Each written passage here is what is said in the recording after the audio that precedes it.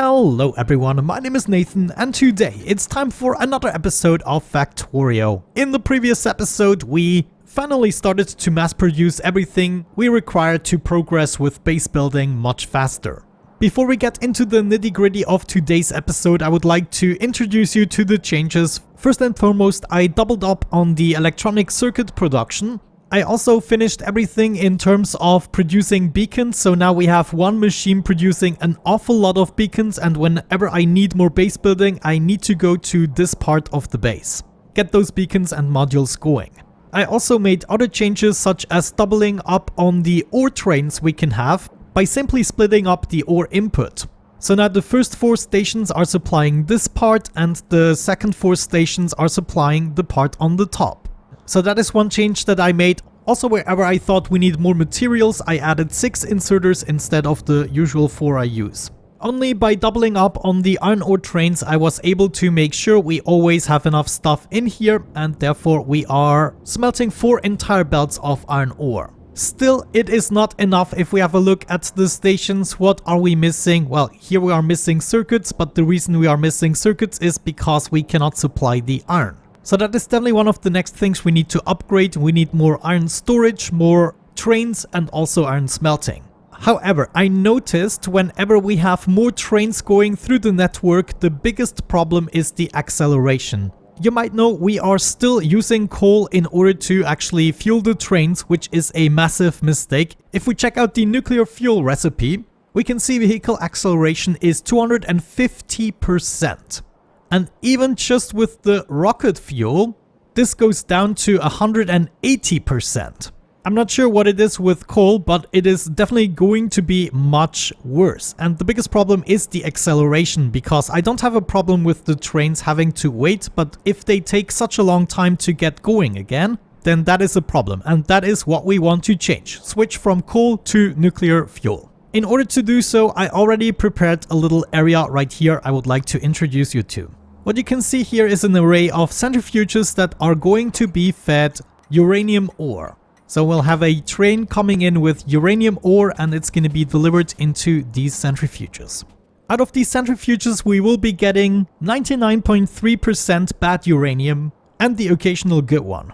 So all of that uranium is gonna gather up here, and right here with the splitter we are filtering out the bad uranium. The good one is gonna go to the right and the bad one to the left. If we check out these machines, they have the CoverX enrichment process recipe. We need 40 good ones and 5 bad ones in order to get an additional good one. So bad ones tagging along here, they are being picked up by this inserter, fed to the machine, and the good ones tagging along here, they are being picked up by this inserter here. And then once the machine is done, we have an inserter here on the top that is extracting all the materials on this belt, and it's gonna join this line that is going back here. We can then daisy chain this as many times as we wish. Both bad and good uranium is going up to the next machine, and we have the same thing.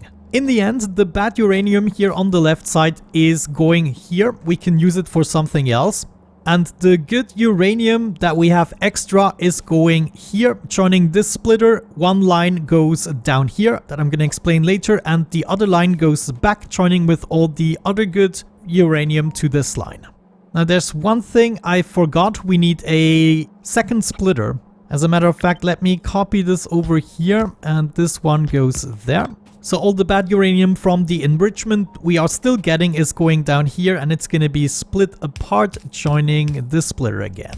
And therefore it will join back this cycle.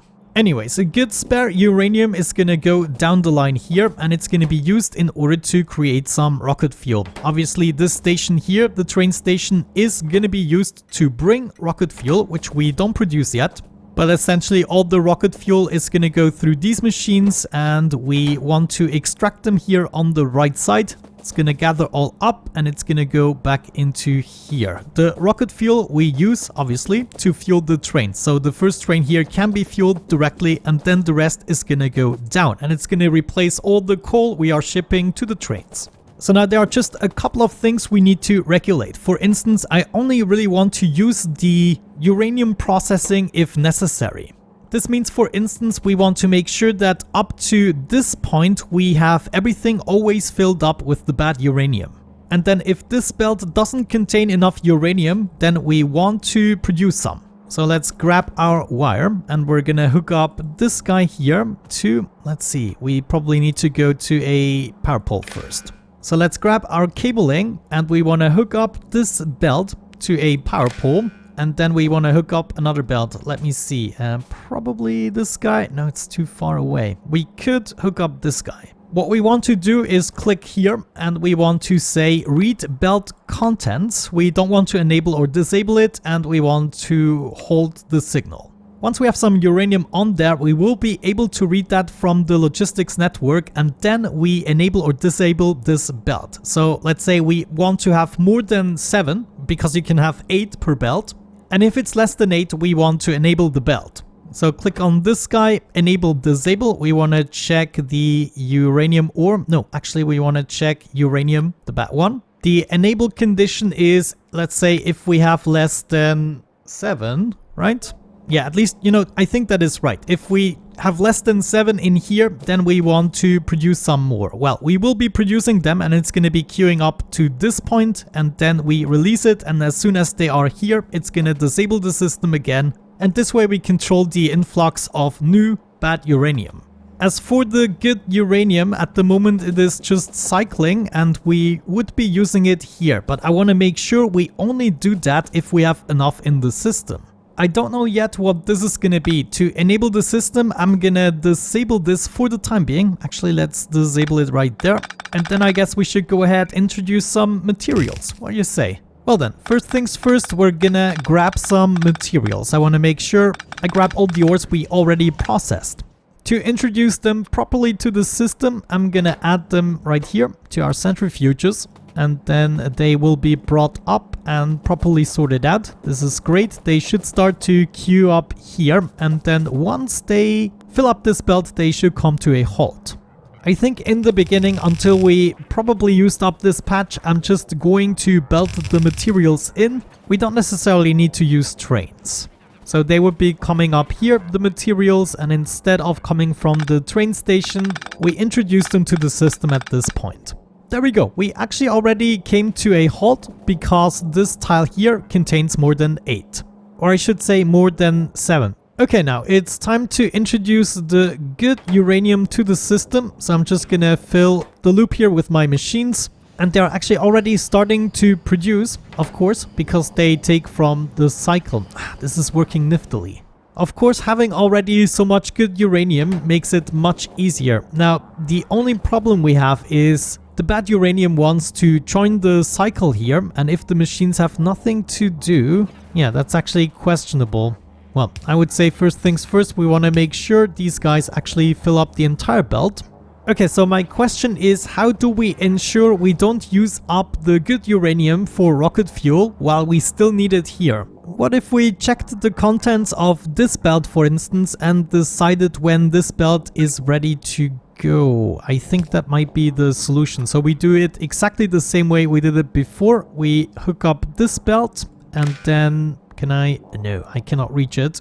Let me see, can I disconnect this and then hook it up to this pole instead and also hook this guy up. So now we want to read the contents again and hold. If we have 8 good uranium in there, then we want to enable this belt. So enable if 8, let's see. Yeah, we could say if it equals 8, we want to enable it. Right now it equals 0, so we don't want to enable it. Okay, that theoretically means we can get this started here. And now these centrifuges can go to town. Absolutely wonderful. And this way we should also be able to get rid of the bad uranium. It should be filtered out. Yeah, I kind of like that. So the only thing we're missing is the rocket fuel now. And we probably also want to productivity module these guys up.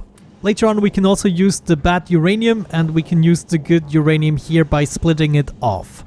Of course, one more thing we have to make sure is that we actually get the materials onto the belt. Let me do it this way. So we go up here and there. And if we do that, eventually there's going to be 8 in here and we should see this belt activate. The only problem really is I would like to see 2 lines on this belt here as well. So what if we, let's do that, and I guess we can join this belt later, or we just do another splitter. Yeah, that might actually work. Perfect. And now we definitely get the bad uranium out of there much easier because all the lines are moving. And there we go. Because we have 8, the belt has been activated and it's disabled again. Oh, man, this is great. Okay, so we are never going to run out of materials again and we can produce as much fuel as we like. So our next step is definitely rocket fuel, which is actually easier than you might think. Rocket fuel only requires solid fuel and light oil, both of which we already have. The question is, do we want to produce the rocket fuel here for whatever reason, or are we going to attach it to the back of the factory? Considering we mostly are going to need the rocket fuel for contraptions later on, it is not really advisable to do it here. It also doesn't make sense. It's not consistent with what I'm doing. This here makes sense because this is fuel production and this is the beginning of the line. All the trains are going to be fueled from this. But then the rocket fuel, we only have to do really one large delivery and then we will be having lots and lots of fuel already. So yeah, let's make our way over here and we're going to think about rocket fuel. The question is it possible to build something with an entire belt? That would be great.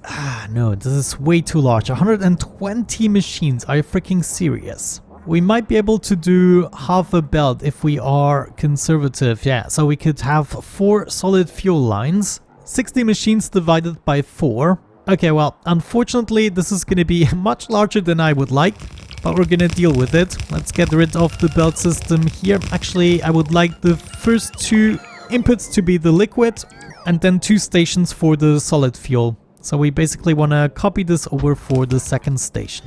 Yeah, looks like we can already set up the trains for the oil. This is not going to be lubricant. We, for the first time, would like to ship oil. Let's see, light oil. Copy this over. We do not have any trains for this just yet. Let's make 2 of them. One here, one there. They're already going to be fueled. Wagons, wagons. Great, this is going to make things much easier. Rocket fuel already in the making. And I guess with that out of the way, you guys can go. Bring me light oil, please. And then the other 2 stations should be solid fuel, which we haven't set up either. Okay, fix the track and they should be able to come back to the station and fill them up. Actually, I might need trains for the solid fuel as well, but if I remember correctly, I only want 1. Yeah, check this out. I only have the space for 1 train here, so 1 train for solid fuel, but it should be enough. You can see it's already full and waiting for us. Okay, nice. We took care of the resources. Now we only have to do our usual spiel, which is set up the machinery. We already know we're gonna need approximately 4 lines of 15 machines, each producing rocket fuel, and we will only be getting half a belt out of it. Yeah, give me a brief moment to actually accomplish this, and I'm gonna be right back.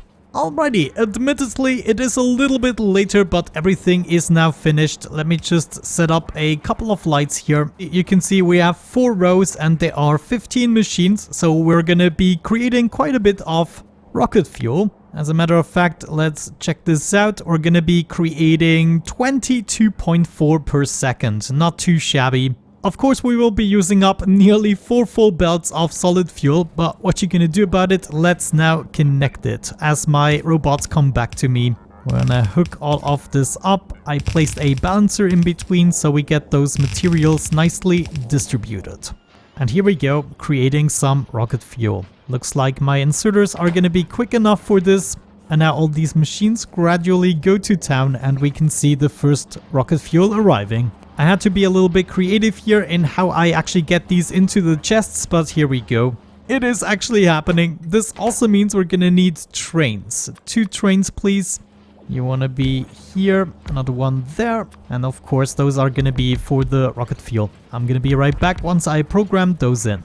Wonderful. Now I just have to wait for this guy to be fueled up, and look at this. We can actually only stack 10 at a time, which means we're gonna fill up the trains much quicker than I anticipated, but that is actually a perfect scenario because we can have even more trains. Gonna set up another one right here. Do we still have fuel? Yes, and you can go to the loading station. And of course now we want to set this to train limit 3. If we want to, we can even have a fourth train, but now that we have this, we actually want to go back to the nuclear fuel station and check this out. Here we go, the train actually arrived, everything has been unloaded, and we can see some nuclear fuel is being produced, and it should end up right here going down. Right now I'm lacking the power, but it is returning. It's just at the very end of the night at the moment we actually lose power, and of course the rocket fuel contraption used up a lot of power. Here we are, rocket fuel is actually going down. I have to check what it does. Let me just put those guys in here. And then we want to follow this trail. At the moment, I'm not 100% sure what it does. It goes here. Okay, this is a dead end here at the moment. That's good. One more thing we should do is add a splitter here because I also want to fuel the top portion here. Let's see. We come up here and this way we can fuel the train that is arriving here, which is the uranium train. Okay, and now we're basically just waiting for this buffer to fill up and then gradually we are going to replace the coal. We can see some nuclear fuel already accumulated here. Now, one thing I totally neglected is a way for this guy to go back, so maybe let's do that. So far so good. I just think we might need more machines. I mean, this is incredibly slow. On the other side, we need to check out just how quickly this fuel is being used up. So this guy here actually runs on nuclear fuel. If, okay, I was just scared there for a moment. We can only store 3 capsules per train, but I'm assuming they hold for a very long time. Also, right now my chests are about a third full at the moment and we only have 2k, so we cannot go with the 20k here. Let's say our limit is going to be 4,000 instead, and that's when we want to shut off the limit. So at the moment we're only producing nuclear fuel every 5 seconds. Is this guy actually going with nuclear fuel? Yeah, I just want to know how long it lasts. But yeah, in the end it doesn't really matter because we can expand this. If I feel like I need more, we are just gonna add more. The design as it is easily expandable. Great, I'm gonna let the situation develop a little bit. I also picked up on research again, and I guess, yeah, right now I want to take care of my power, so I'm just gonna add more and more solar panels. We also have to fill out the lake here. That is something I can do off camera, and maybe even hook up some more resources. I did that with the iron deposits here, 24 million, holy cow. But yeah, let's see how this goes with the new fuel type distribution, and hopefully my trains are gonna go off like rockets. Alright, back we are. I left the game running for a little bit and I think, yeah, look at that. We are almost done filling up the initial belts here. I am running a little bit into a uranium shortage, so at some point we will have to tap into another one. But right now I'm making my way back because we want to introduce the rocket fuel, and we're gonna start with our trains taking care of the raw resources because they have to travel the furthest, and I don't think we have enough nuclear fuel yet to enable all the trains. Actually, what we could do to be on the safe side is have a hybrid in the beginning. I just want to be sure that I'm doing the right thing. So let me test something. I quickly want to figure something out, namely, what is the preferred belt side of the inserters? Yeah, look, we're taking from this side. So the left side of the belt, okay. Taking that into consideration, we could make sure that the left side of the belt is the nuclear fuel and we keep the right side of the belt as coal. Let's see how we actually want to do this. Left side of the belt nuclear fuel, and then right side is going to be coal. We do that and we can already bring this over and up, and then the other line is gonna continue, and this way we kind of have a safety net. Yeah, check this out. Like this, we're gonna use up the nuclear fuel in no time. I mean, if this has to go through all of the stations, oh my gosh, this is a lot of fuel. But yeah, this way we are gonna make sure during the transition we still have coal available for the trains, and then once we are ready, we can just shut off this line and completely switch to nuclear fuel. Actually, thinking about it, this could still result in an issue because the freaking trains are already full of coal, so they're always gonna refuel with coal. In this case, I'm just gonna take it as an indication when we are actually ready. So when all the belts have filled up with nuclear fuel, at least half of them, I'm gonna shut off the coal line. So it's gonna take a while to do the transition, but I really think it's gonna be worth it, and right now it's more and more becoming necessary as we're getting more trains. But in this case, in the next episode, we can continue happily with creating more resources. We want to build at least all the resources necessary for the normal science packs. Let's see. We got that covered. We will need some inserters and belts, magazines, grenades, walls. We got the chemical science covered already. That's good. Electric. Oh my gosh, this is gonna suck. Yeah, there's still a lot of products we have to build before we can actually take care of the science packs. But we will continue with that in the next episode. Today, I think I'm gonna wrap it up. And in between the episodes, I'm gonna take care of some more power. And maybe eventually, yeah, we might have to take care of some more biters. But with that out of the way and nuclear fuel finally a thing in our base, well, it's all gone now. Yeah, there we go. There is the precious stuff. I'm pretty happy to wrap up the episode at this point. So thank you so much for watching, guys. I really hope you enjoyed it. Have a great time and see you in the next one. Bye bye.